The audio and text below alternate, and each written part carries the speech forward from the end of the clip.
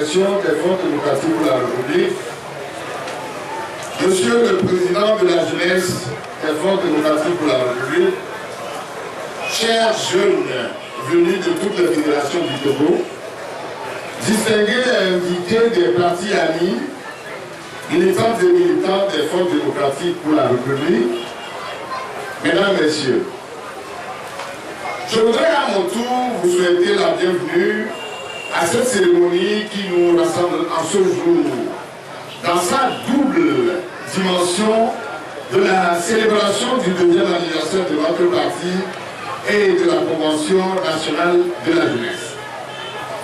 Mais avant tout propos, je tiens à rendre grâce à Dieu le Tout-Puissant pour son accompagnement depuis que nous avons porté les forces démocratiques pour la République sur les fonds baptismaux le 26 novembre 2016.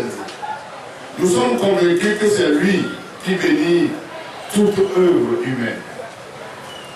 La Convention de la jeunesse que nous organisons aujourd'hui comme activité phare de notre 2e anniversaire aurait dû avoir lieu depuis le 20 septembre 2017.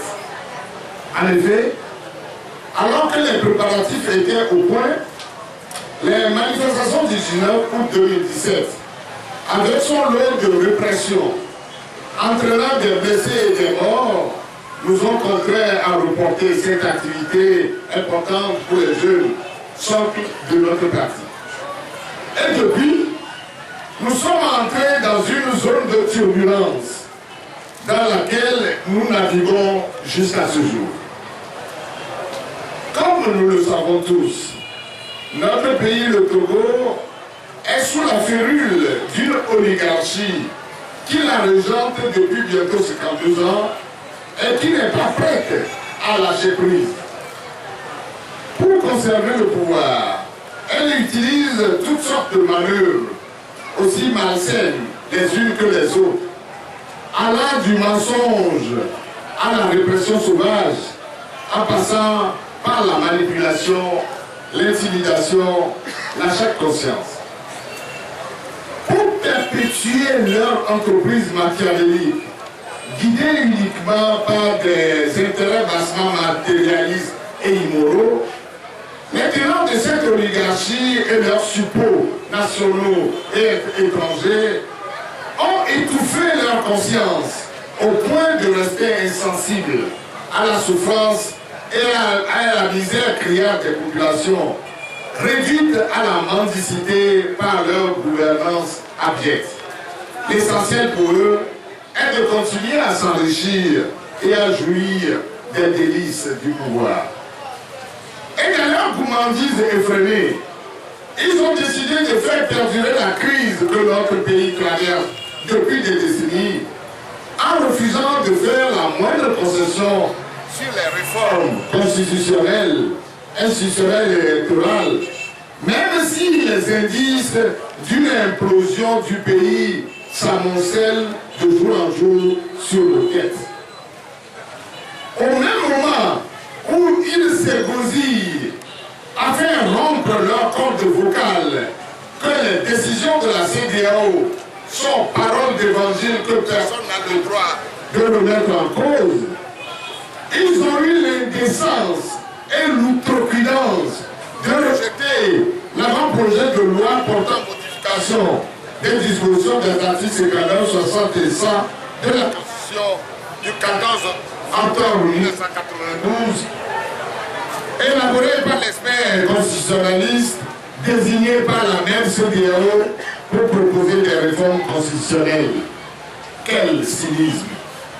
Et pourtant, le projet de l'ESPER a été déclaré par la CEDEAO, je cite, en conformité avec les décisions du sommet du 31 juin 2018, avec la pratique en cours dans les pays de l'Afrique de l'Ouest. Avec cette précision que, conformément au mandat qui lui a été donné par le sommet, le rapport de l'ESPER, qui seul fait foi, a été transmis par la Commission aux deux facilitateurs et aux acteurs togolais. Le régime RPT uni n'a donc aucun droit de proposer un autre projet de loi de révision constitutionnelle, comme ils ont eu l'audace et la malhonnêteté de le faire. Le comble a été la pénible séance du mercredi dernier à l'Assemblée nationale, au cours de laquelle des arguments les plus farfelus et saugrenus ont été débités pour le maintien du projet du gouvernement au détriment de celui de l'expert de la CEDEAO.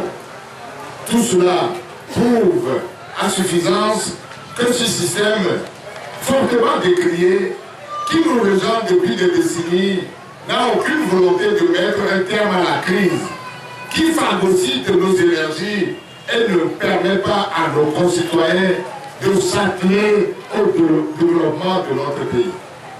Mais le brave peuple togolais, seul détenteur de la souveraineté nationale, est aujourd'hui debout pour leur barrer la route, malgré les violences et autres répressions et arrestations gratuites qu'il subit sous le regard amusé et complice de la justice, notre justice. C'est Montesquieu qui a écrit, je le cite, « Il n'y a point de plus cruelle tyrannie que celle que l'on exerce à l'ombre des lois et avec les couleurs de la justice. » Félicitations. Dans ce combat sacré pour un meilleur devenir de notre nation, nos cœurs se tournent vers Dieu, le Tout-Puissant, lui seul qui a promis de nous exalter. Et nous faisons nôtre les paroles du prophète Ésaïe reprises dans « Pour l'amour de ma patrie », dernier message de la conférence des évêques du Togo en proclamant, je cite encore là Isaïe, « Pour l'amour de Sion, je ne me tairai point. Pour l'amour de Jérusalem, je ne prendrai point de repos, jusqu'à ce que son salut paraisse comme l'aurore et sa délivrance comme un flambeau. »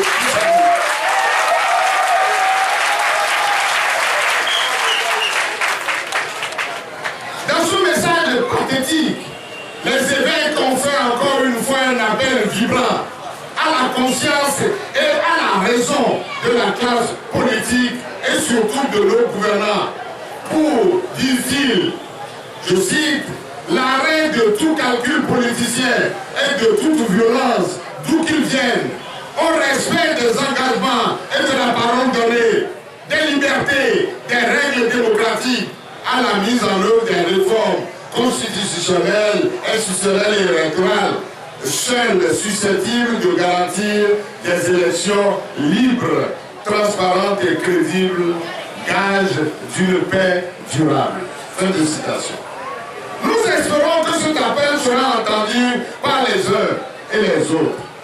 Mais à ceux qui vont refuser de l'entendre en s'enfermant dans leur méchanceté habituelle, nous leur disons en chœur avec le psalmiste, je cite, « Ne t'irrite pas contre les gens malfaisants, ne sois pas envieux de ceux qui font le mal. Ils se faneront vite comme l'herbe, comme la verdure, ils se dessécheront. D'ici peu, le méchant aura disparu. Tu auras beau chercher, tu n'en trouveras plus trace. Le méchant intrigue contre le fidèle. Il lui montre des dents menaçantes. Mais le Seigneur se met à rire de lui. Il voit venir le jour de la revanche. Les méchants tirent l'épée. Ils tendent leur arc pour abattre le pauvre et le malheureux, pour tuer ceux qui suivent le droit chemin. Mais leur propre épée leur percera le cœur et leur arc.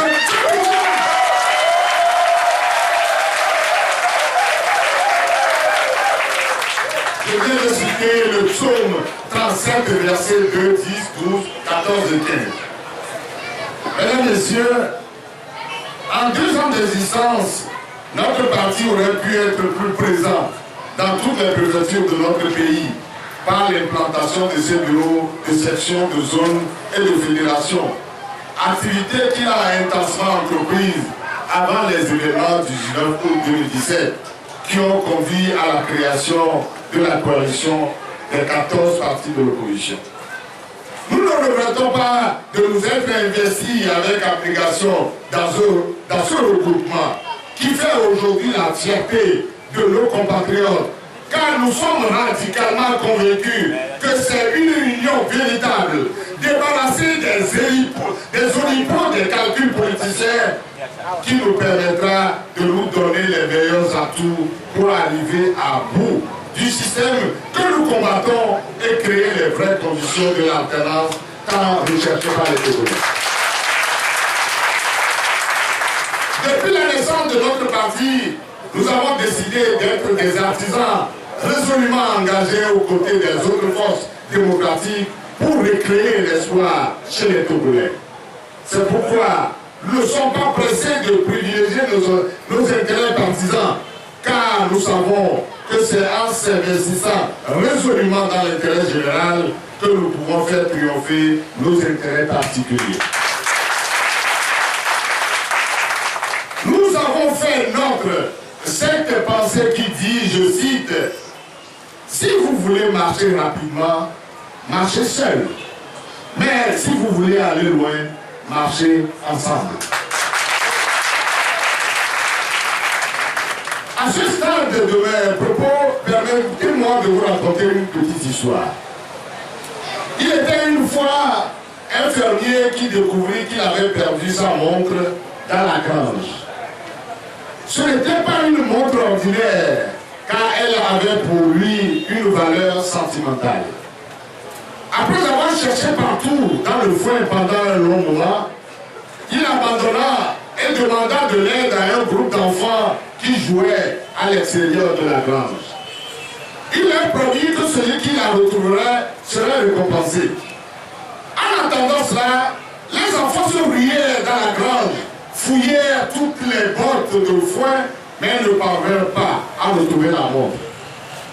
Au moment où le fermier allait abandonner l'idée de chercher sa montre, un petit garçon s'approcha de lui et lui demanda de lui donner une autre chance. Le fermier le regarda et se dit, pourquoi pas? Après tout, cet enfant allait d'être sincère. Ainsi aussi, le fermier envoya le petit garçon dans la grange. Après un moment, le petit garçon sortit avec la montre dans sa main. Le fermier était à la fois heureux et surpris. Il demanda alors au petit garçon comment il avait réussi là où les autres avaient échoué. Le garçon répondit, « Je n'ai rien fait à part de m'asseoir sur le sol et écouter. Dans le silence, j'ai entendu le tic-tac de la montre et je n'ai eu qu'à la chercher dans cette direction. »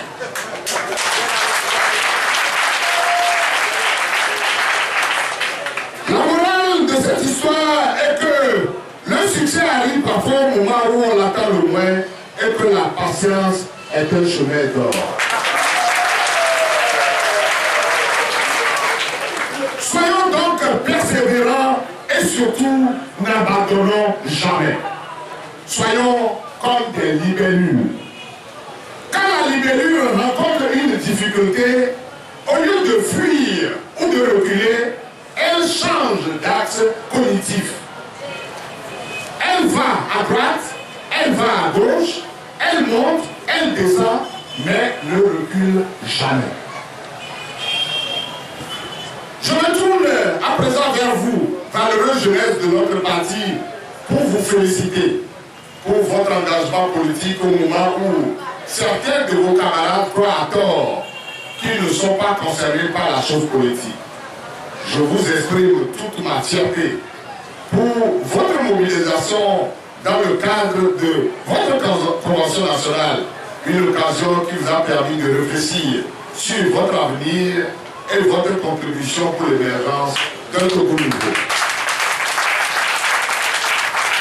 J'ai suivi avec beaucoup d'intérêt votre déclaration solennelle et je me suis réjoui du fait que vous avez une conscience élevée des enjeux politiques de l'heure.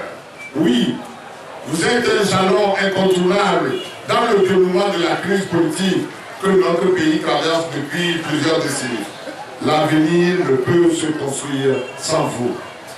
C'est la raison pour laquelle je vous exhorte à plus d'engagement, à plus de disponibilité à apprendre, à multiplier des initiatives courageuses dans le sens du rassemblement de vos pairs autour d'un idéal commun de liberté, de démocratie et de développement.